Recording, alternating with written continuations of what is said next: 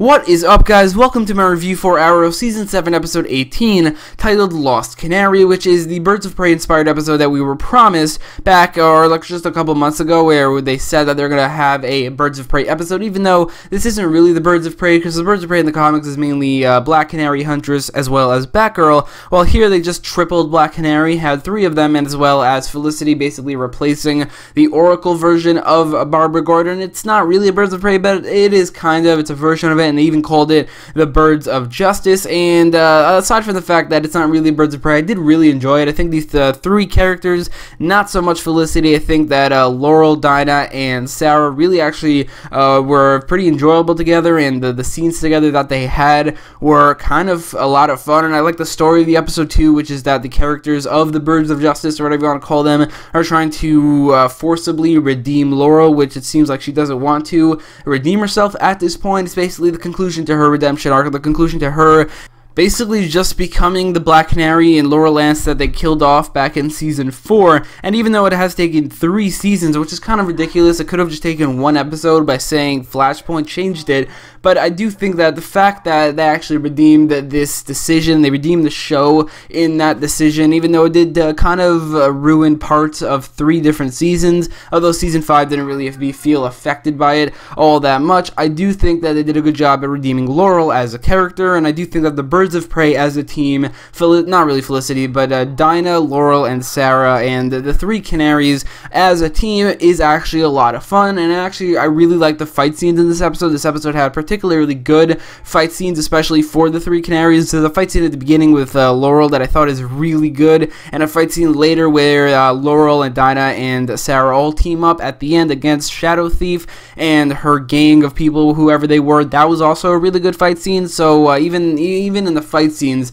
they did a great job with this team, and I did like this team a lot more than I expected to. One weak link was obviously Felicity, the big weak link of this show, not because she was more annoying than usual. I just think that this episode gave her emotional scenes, or scenes where she's supposed to argue with people, which are scenes that she does so horribly. Emily Beth Rickards is a funny actress, and she does funny very well in these shows, or in this show, but emotional and like angry and things like that, she's so bad. She's horrible. And there's this one scene where she has this argument with Dinah, where I think that Dinah's actress, Juliana Hargreaves, is doing a great job, but then Emily Beth Rickards is so over dramatic and just like overacting the entire thing, which she does basically every single scene that she has in this type of scene, and she's doing that the entirety of the episode as well. The only moment in this episode where she's not really doing that and not acting horribly, or Emily Beth Rickards is not really ruining the scene with her pretty terrible acting in these emotional moments and these epic moments, is actually the scene at the end of the episode where she convinces, along with Sarah and Dinah, she convinces Laurel, they convince Laurel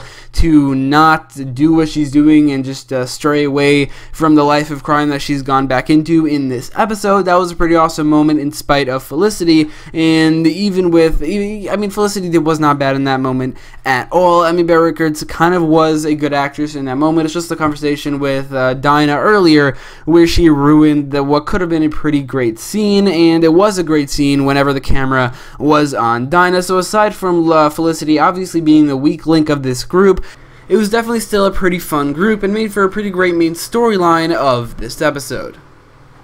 This storyline ended on a note that feels pretty conclusive, with Laurel going back to Earth 2, although it's been said that she's actually a huge part, or a big part, of this season, and she's on Earth 1 in the future, so I don't think she's actually going back to Earth 2, and there are set photos that show her in the finale, so she's definitely not going back to Earth 2, I don't think, and there's going to be some reason in the next episode that she won't. But then there's also Sarah going back to the Wave Rider, as well as Dinah getting the Canary Cry thing, the Canary Cry technology that Sarah had back in like Arrow Season 2 that she hasn't used since, and all of a sudden she's using again. I thought that it's not Arrow's fault, but it's really Legends of Tomorrow's fault that she just stopped using that, even though it's very, very useful. I don't know, I mean, she used it in this episode, but I guess this is their way to give Dinah back her powers, and I'm guessing the reason they did this is because this whole thing, the technology that Sarah uses, that Dinah is now using, doesn't require any CGI, while the Canary Cry, or at least Dinah's old Canary Cry, did. And I do think that while that's lame, I understand that they have a smaller budget than what is required, I guess, for the CGI for Dinah's Canary Cry along with Laurel's Canary Cry. So if one of them does have a Canary Cry, whatever, I don't really care anymore about that whole thing. I don't care about the whole thing that Dinah lost her Canary Cry, which it did bother me earlier in the episode, or early in the season, but now it seems like Laurel is more of the Black Canary than Dinah is, and Dinah is more of a side Black Canary. So I guess this works, and I really like this, and I do think that this episode turned around my whole thoughts about how the way the Black Canary has been treated in the last like 4 seasons, because although I did like Dinah, and I still do like Dinah, she just lost her Canary Cry, and the fact that Laurel was killed off in the first place and replaced by Dinah a couple episodes later was also pretty stupid, and they shouldn't have done that. And I do think this episode did a good job at just like redeeming everything wrong with the Black Canary characters of this show. It's just the fact that it took them 7 seasons to get the Black Canary right, I think, or get the Black Canary without any problems attached to them. That's kind of bad just for this show in general, but pretty good for this episode.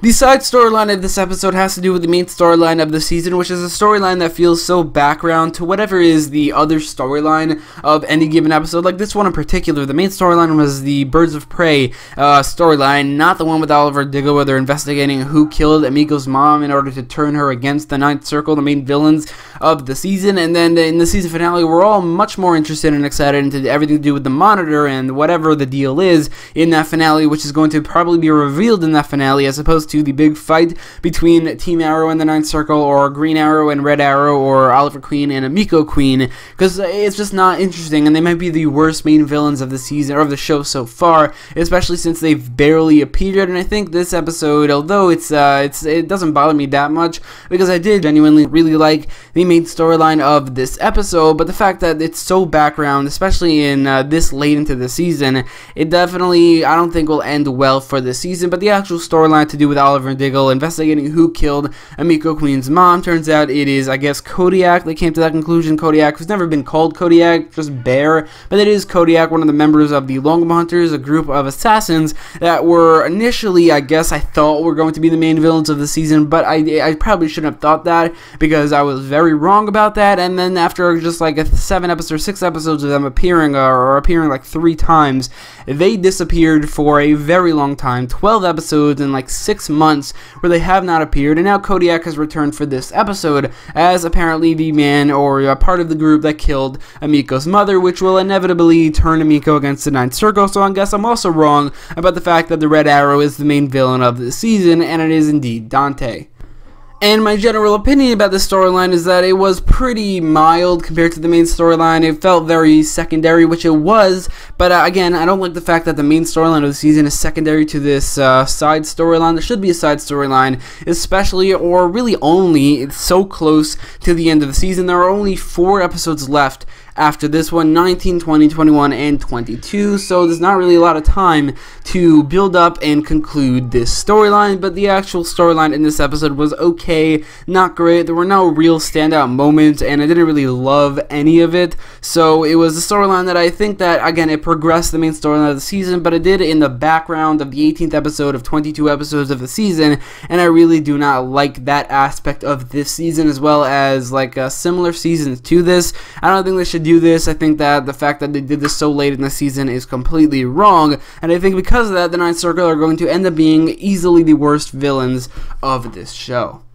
And that brings me to the flash forwards of this episode, and again, you probably know my general opinion about these flash forwards. I don't like the fact that they exist at all. I did like them initially, and they were getting good, but after like the 4th episode of this season, they just fell off the rails. And the worst part about it is not only does it mean that Oliver's whole crusade, it doesn't mean anything, but also Roy Harper as a series regular was completely wasted. But anyway, I do think that the flash forwards of this episode were fine. They were not worse than usual, but they also were not better than usual. The only scene that was really good in this flash forwards were the ending, where it's revealed that Laurel has become the Black Canary once again, or not once again, but just like the fully taking up the role of the Earth One Laurel, and I really do like that, the fact that the Black Canary, or Laurel, is the fully fledged Black Canary in 2040 or 2041, whatever year they're in right now. I think 2040 is definitely a great thing, and it was a great moment in that episode. It's just the rest of it, the rest of this storyline was all just just like the flash forwards are in general.